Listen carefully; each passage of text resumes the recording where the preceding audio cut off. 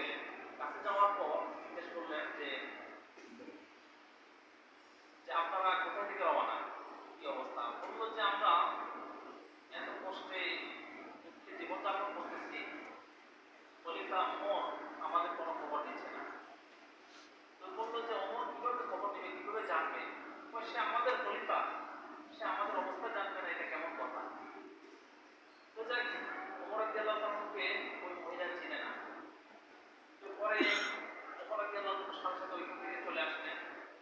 আসার পর মদিনায় এসে তিনি কিছু আপনার বস্তা, একটা বস্তা নিলেন, বস্তার ভিতর আপনার গম নিলেন, ঘি নিলেন, তারপর খেজুর নিলেন। নেওয়ার পর আসলাম তার ওমর রাদিয়াল্লাহু তাআলা খাদেম আসলামকে বলতেছে যে তুমি এই বস্তাটা আমার মাথার উপর উঠে দাও। আসলাম বলল যে খাদেম বলতেছে যে এটা আমার মাথার উপর উঠে আনো।